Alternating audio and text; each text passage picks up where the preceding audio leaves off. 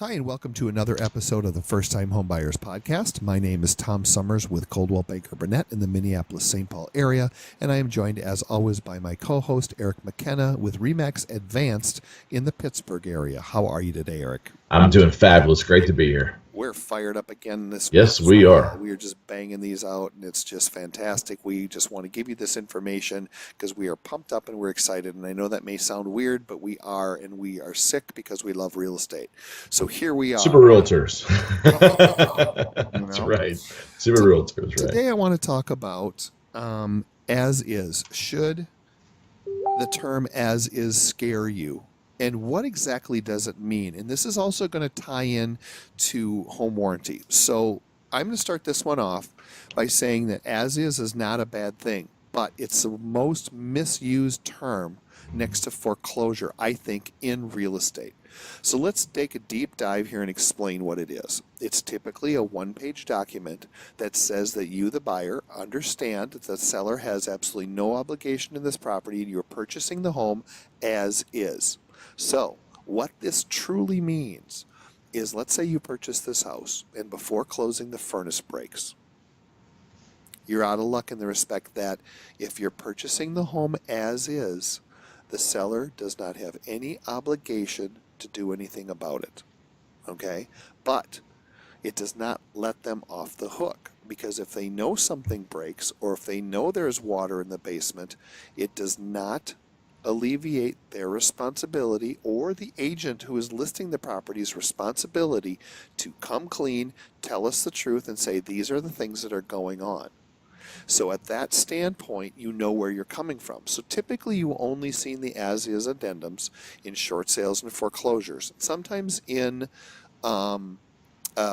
estate sales as well. And it's not that they're trying to hide anything. They're not trying to scare you. But think about it. If your mom and dad pass away or you're moving them into a retirement community and you haven't lived in that house for 25 years, you have no idea if there's been water in the basement or anything that's taken place with that house, you typically want them to sign some type of an as-is addendum, just simply saying, look, we don't know anything about this property. We're not warranting anything about it other than that the title is good, and we're not fixing anything.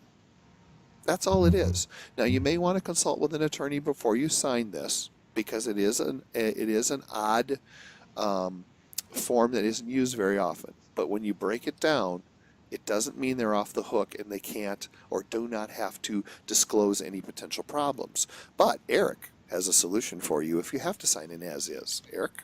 I do. I've got actually a twofold solution. One is I always, as a buyer or a buyer client of mine, when you choose a home inspector, without a doubt, I will give you multiple options. But I also will tell you these two I've had tremendous success with. One of the things that this particular inspector I use, Matt Pia, I will mention his name, with Division 9 Home Inspection here in Pittsburgh, phenomenal guy. When I go to list a house, which is a little off subject, but all tied together here, when I go to list a house that is an estate, or we've put my mother and our father in homes, we need to get rid of the property, when the children are taking care of it and they say, Eric, we want to sell the property, none of us have lived here for a long period of time. What I offer them as an option is you can contact Matt Pia to do what's known as a pre-listing, isn't an inspection, a pre-listing evaluation. It's less money than what a typical buyer's inspection would be, but Matt will go through the house and basically identify things just as he would for a buyer.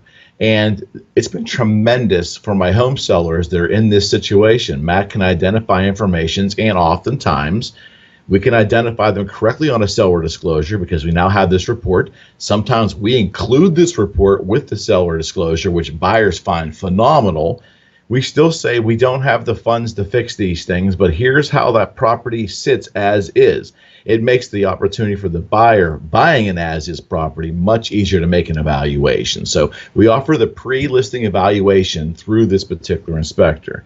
Now, ultimately, from the buyer standpoint, when a buyer in Pennsylvania, it's very popular. I can't speak for Tommy's state, but most of the offers that I submit from my clients, we include a 1 year home warranty request from 3 top companies in the business. We're asking the seller, we understand that we have the seller disclosure. We also understand it is an as is sale. But for roughly $400-ish, Mr. Seller, we're asking you with our offer to purchase us at closing a 1 year home warranty to kind of cover the things that we're not really sure about, and to give maybe a young couple or a couple moving in on a limited budget a little peace of mind that at least for the first year, they're covered if there's an issue, minus a $75 service fee. And this is also a renewable policy that if the home buyer finds very valid and very usable in their circumstance, they can renew it year to year. It's been tremendous. We're not connected in any way with these home warranty companies. I don't get remunerated from it. That's against real estate law. But I find these home warranties to be very beneficial, especially on homes that are listed as is, or older homes that have been fully disclosed correctly that just things are going to go. So in our neck of the woods here, home warranties play a big part in buyer offers. Yeah, and we use them here as well. And it's exactly for that type of situation. But I also want to clarify and say to you, I don't care if it's a foreclosure, a short sale, as is addendum or not. You still want to have a full home inspection like we've spoken about before to make sure that you know that the home you are purchasing is what they think it's going to be. Now, having Absolutely. said that, the home warranty, though, many of the ones we have here in Minnesota will literally cover the whole time that the home is listed and a full year. So if something does break while the home is listed or while you're in contract before you close on settlement day, it will take care of those things, and just the seller would pay that $100, $75 deductible versus the buyer. So they're very, very useful. But the other thing is you have to look at it like anything else. It's a warranty that only covers certain things. Now, I can't speak for Pittsburgh, but here's a perfect example. It covers furnace, air conditioner, all of your appliances. It will cover a leak in the roof, but it won't replace a roof because that's why you have home insurance. It will cover leaks in the basement, but only in areas where the foundation is visible. So if everything is sheetrocked and finished in the lower level, it won't cover that. But then again, that's why you have insurance, because if you get 4 inches of water in the basement from a rain because your sump pump breaks, then this is a supplemental insurance policy. It's not meant to cover catastrophic problems with your house. And that's why you want both. So you have your home insurance for those big things, but you have that home warranty for your washer and dryer that break, or something minor, so that it's usually a repair or replace scenario. So if they come out and they've repaired it 2 or 3 times and it just keeps breaking, they're going to buy you a new one and install it at their cost, and you just have the $100 deductible.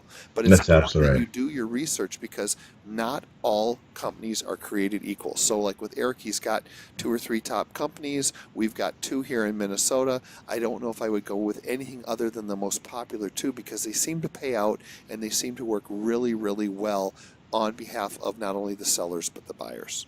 Absolutely, and the seller can indeed, when if the agent is doing their job, and in these circumstances, it's often great for the agent to recommend to the seller, the listing agent, Mr. Seller, we should offer the home warranty as part of our offering.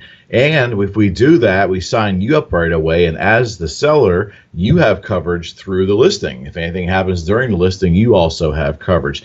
We use 2 companies out here. You may share them out your way: HSA and Right, that's good one. AHS. And Yep, these are the those are 2 2 majors. majors. Hmm. They treat my buyers phenomenally.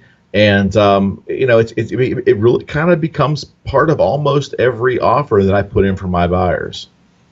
Yeah, so the takeaway here is that we have the tools to help you solve any problem.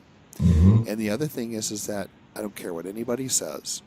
If you sign an as-is addendum, it does not give the seller an opportunity to not disclose. Now, in the past, there's sellers who believe, well, Kyle, I've had snakes in my basement or whatever, and I don't want to disclose that, so I'm making it sign an as-is. They cannot do that. So even if you sign an as-is addendum and you do or do not agree to arbitration, if you have a problem within 2 to 5 years after you moving in, depending on state and law, and you can prove that they knowingly hid it from you, even with that as-is addendum, you have the right to go after them financially to correct the problem. So, at least to my understanding, for the rule of law, even though I'm not an attorney, and you'd want to check this with But you play one on TV. when I play one on TV, exactly. You can check with a local attorney, but I'm telling you, there are no forms that I'm aware of that gives Right. anybody a complete and total pass on a property.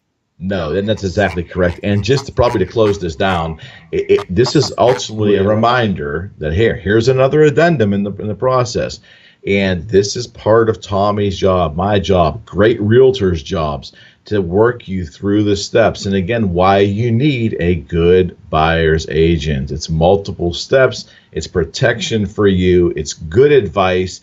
And it also is to help move the process along. And this is all part of it. So you need a good buyer's agent. Yeah, and to your point, look, you may or may not want to work with me.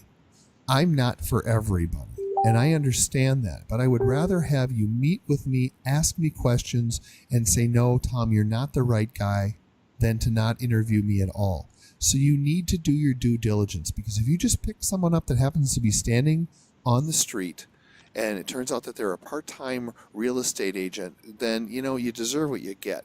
My niece just went through a nightmare here over in a neighboring state, and they picked this guy who works with a husband, and it was an absolute freaking nightmare. And I'm telling you, he almost cost them at least, if not more than $10,000. But he was going to do it cheaper for them and take care of them. And I'm telling you, it was a mess. So please do your due diligence.